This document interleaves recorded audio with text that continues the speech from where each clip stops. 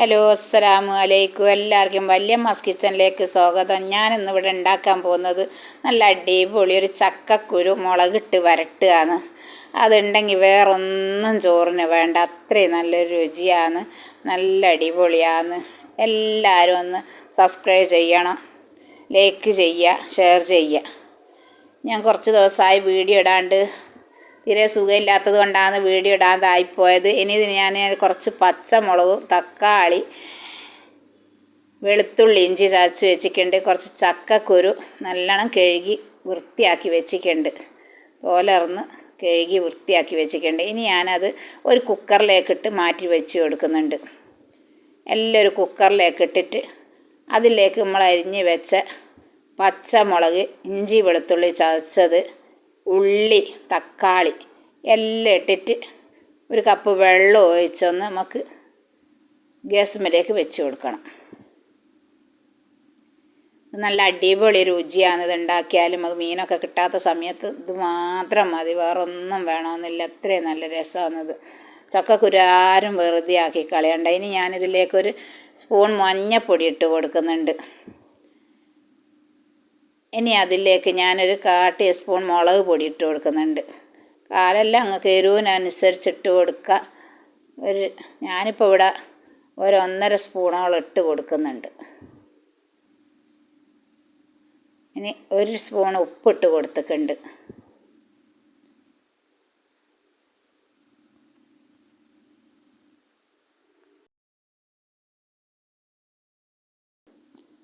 ഇനി ഞാൻ ഒരു കപ്പ് വെള്ളം ഒഴിച്ച് ഇനി ഇതൊന്ന് നല്ലോണം ഒന്ന് ഗ്യാസുമ്മലേക്ക്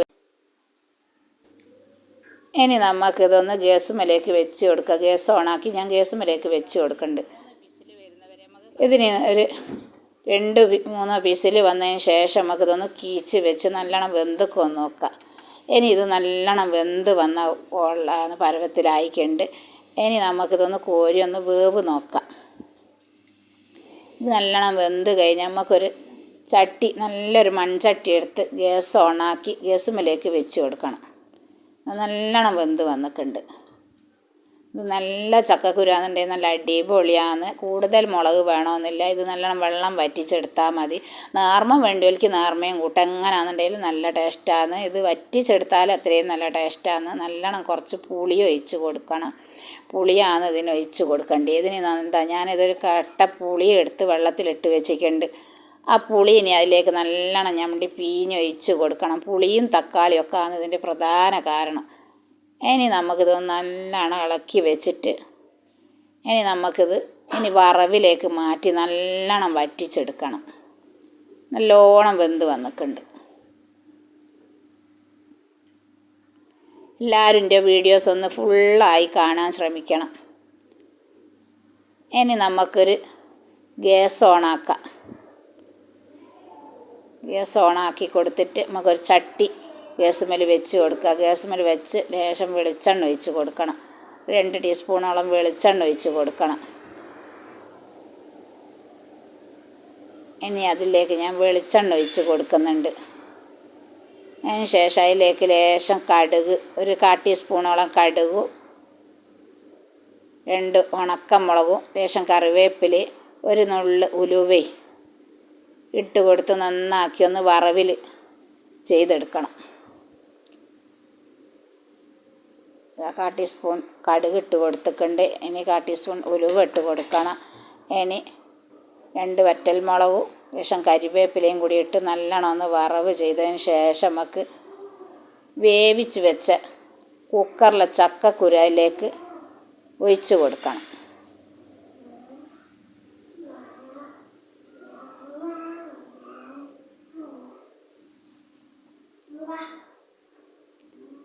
നല്ലോണം പൊരിഞ്ഞ് വരുന്നതിന് ശേഷം നമുക്ക് ചക്കക്കുരു അതിലേക്ക് ഒഴിച്ച് കൊടുക്കുക. നല്ല ടേസ്റ്റാണ് ഇത് കൂട്ടി തിന്നാൻ. വേറൊന്നും വേണമെന്നില്ല. നമുക്ക് മീനൊന്നും കിട്ടാത്ത സമയത്ത് ഏറ്റവും നല്ലൊരു സാധനമാണിത്. നല്ല ടേസ്റ്റാണിത്. ഇതെല്ലാവരും ഒന്ന് ഉണ്ടാക്കി നോക്കണം. ചക്കക്കുരു ഇങ്ങനെ ആക്കി വരട്ടിയെടുക്കുക. ചക്കക്കുരു നല്ലോണം വരട്ടിയെടുത്താൽ വേറൊന്നും വേണമെന്നില്ല. മഴക്കാലത്തൊക്കെ മീൻ കിട്ടാത്തവരൊക്കെ ചക്കക്കുരു ഇങ്ങനെ ആക്കിയാൽ നല്ല ടേസ്റ്റാണ്.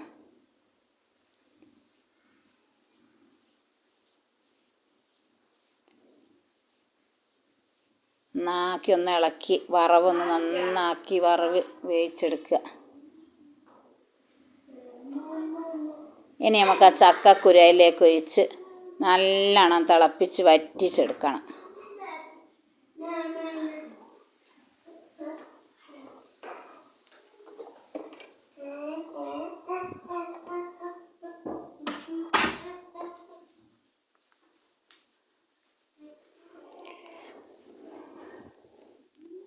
നല്ലോണം വറ്റിക്കോട്ടെ. ഇങ്ങനെ പരുവത്തിൽ ഇങ്ങനെ നേർമേൽ വേണ്ടിയവർക്ക് നേർമേലും കൂട്ടാം. പക്ഷേ വറ്റിച്ചാൽ അതും നല്ല ടേസ്റ്റാണ്. ഇങ്ങനെ